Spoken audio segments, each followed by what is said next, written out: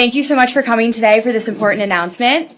We will now begin our press conference with HHS Secretary Robert F. Kennedy, Jr. Hello, everybody. And thank you so much for being here. Congressman Guthrie, thank you for your leadership in Congress to strengthen protections for organ donors and transplant patients. Thank you to Health Resources and Service Administrator Tom Engels, who will join me in a minute, and Dr. Raymond Lynch, who's chief of the organ transplant branch at HRSA. And thank you for your leadership. And thank you to Donna Rover and to her brother TJ Hoover. Your courage in telling your story helped expose the serious failures in our organ donation system and remind us why this work matters so much. The federal government's first responsibility is to protect human life and patients. When Americans register as an organ donor, they make one of the most generous decisions imaginable. One donor can save up to 8 lives and enhance dozens more. Yet today, more than 103,000 Americans are waiting for life-saving transplants. Every one of those donors, every one of those families, every patient waiting for that gift deserves complete confidence that our organ donation system is safe, ethical, and worthy of their trust. That confidence also depends on physicians and nurses and transplant professionals who performed a record-setting more than 49,000 organ transplants last year. They deserve a system that respects their medical judgment and puts patient safety first. Maintaining that trust requires strong federal oversight. Under the Biden administration, HHS failed to hold organizations accountable when serious patient concerns emerged. Today, we are restoring that accountability. We will not tolerate organizations that compromise patient safety or betray the trust of donors or their families. I'm announcing that HHS has become the decertification of Network for Hope, the organ procurement organization serving Kentucky and parts of Indiana, Ohio, and West Virginia. We reached this decision after extensive reviews by CMS and HRSA found persistent patient safety failures despite repeated oversight, repeated warnings, corrective action plans, and multiple opportunities to improve. Federal reviewers found serious deficiencies in nearly 30% of the cases that they examined. We found patients placed on the organ donation pathway who should have never been there. We found cases where the donation process continued despite signs that patients were not appropriate organ donors. We found repeated failures in clinical judgment, oversight, and patient safety. And we found that these problems continued even after the organization promised to correct them. These failures had real consequences. One of those cases involved TJ Hoover. TJ showed signs of awareness while on the operating table about to have his organs removed. Physicians refused to proceed with the organ recovery because they believed that he was still alive.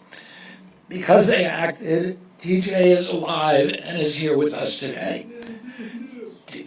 TJ, we are grateful that you're here, and we're grateful to those physicians who had the courage to do the right thing.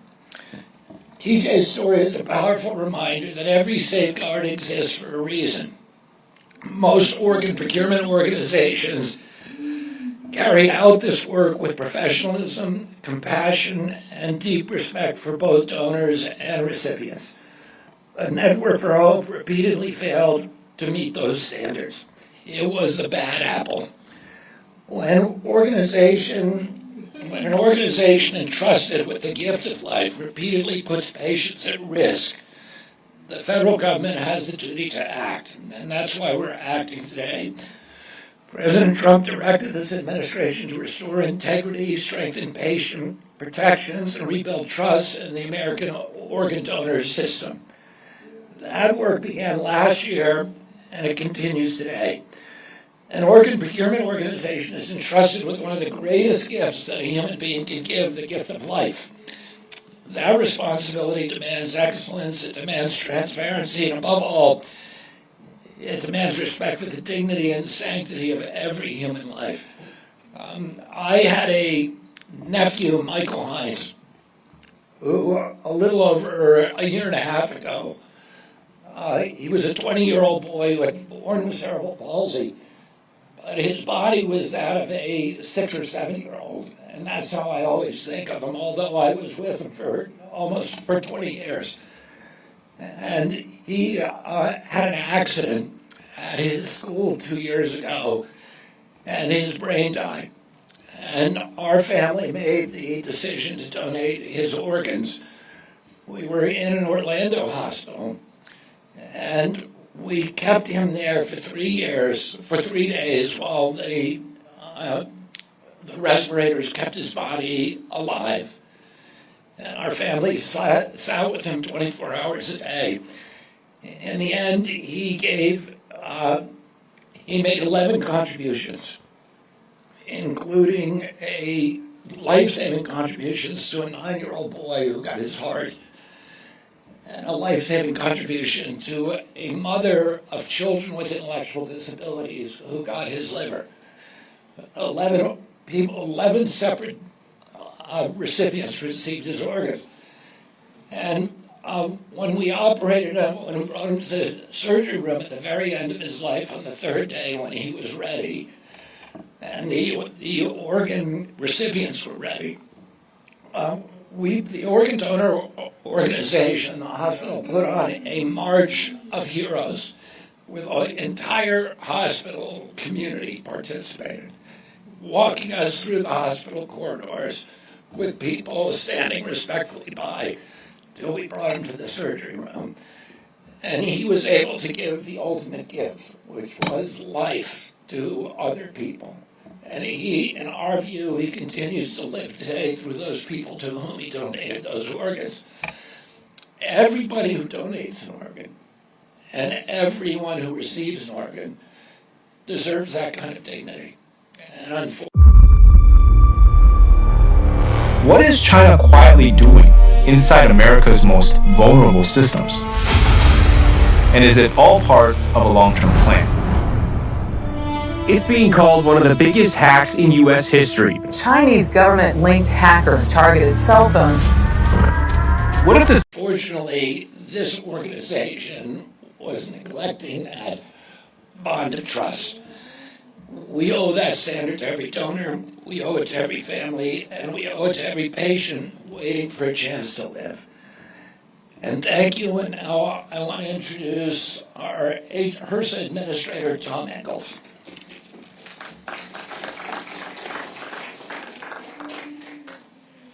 Thank you, Mr. Secretary. And Mr. Secretary, sorry for your loss, but stories like that happen all across this country, and there are success stories, but unfortunately that's not what we're talking about today.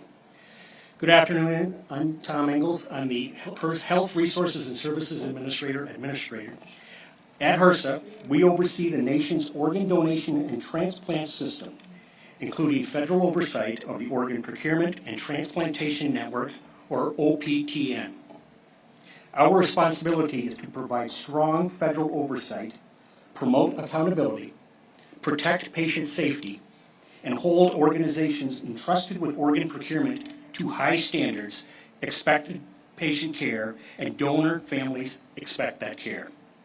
Over the past year and a half, under President Trump's leadership and Secretary Kennedy's leadership, HRSA has led the most significant modernization of the OPTN since its creation in 1986. Strengthening oversight, improving transparency, advancing patient safety, modernizing governance, and investing in technology that supports a stronger transplant system. As the Secretary said, last year we had a record number of transplants in this system, in this country. That is a true thing to be celebrating. This reflects HRSA's broader responsibility to modernize the nation's organ donation and transplant system to ensure it operates safely, transparently, and with the accountability that the public has come to expect.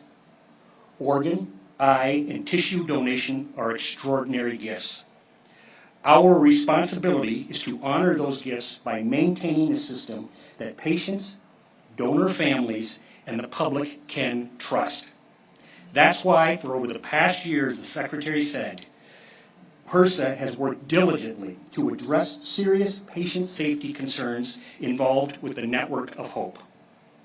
HRSA directed the OPTN to implement a comprehensive corrective action plan while independently analyzing operational data, coordinating with CMS, and assessing the implementation of required corrective actions. Throughout this process, our objective remained consistent: to support meaningful improvement while keeping patient safety at the center of every decision. Despite intensive oversight, ongoing monitoring by the OPTN, and repeated opportunities for improvement, significant patient safety concerns remained. I want to emphasize, even though the action that the Secretary is announcing today, care will still be offered to the patients that are served by this organization. That will not stop. HRSA and CMS will continually closely monitoring the organization. Secretary Kennedy today delivered action. Actions are words. But he has stepped up and for once again has said, we will stop the bad actors. I want to thank you, Mr. Secretary, for your leadership and your continued support.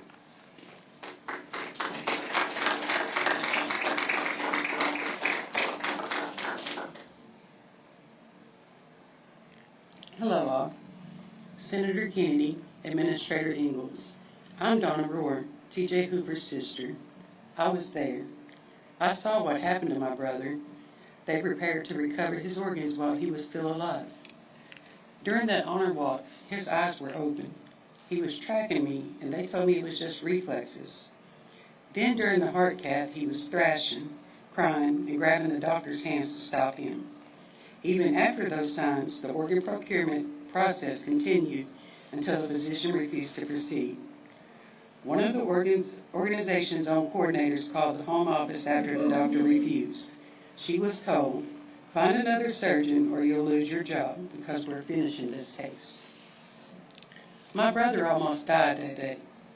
That should never happen to anyone. Laws and standards were clearly violated.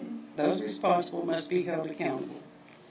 When they finally stopped and acknowledged TJ was still alive, they sent him home with me and said, "Make him comfortable. He will not last." Well, it's been 5 years and he's still here. I'm grateful every day for that, but he is not the same. He has nightmares. He struggles remembering things. And he asked me, "Sis, why did they want to kill me?" I don't have an answer for him. I'm just his sister. But I know what I saw. I had to quit my job to take care of him full time. We're barely scraping by. My life is taking care of my brother, and it wears me out sometimes. But this isn't just about TJ. Families deserve confidence that every patient is treated safely and every safeguard is followed before organ recovery is ever considered. We're talking about real lives and real families like mine. I want immediate action beginning here in Kentucky. I want every person who hurt TJ and other patients identified and held accountable under the law. All of these people should never be allowed to provide patient care again, because if we don't act, this will happen again. I'm not going anywhere. I'm TJ's sister, and I will keep fighting until the people responsible are held accountable, so no other family has to live what we're living through. Thank you for coming, Mr. Kennedy. We know patient safety matters to you, and I hope you'll help make sure this never happens to another family again. Thank you. Thank you. Thank you for your accomplishment. Thank you.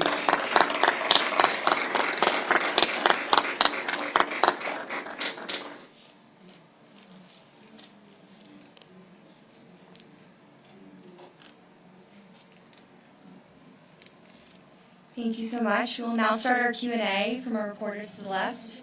Start right here. Please list your name and outlet, and if you could keep it to the topic of today's important announcement, that would be great. Thank you.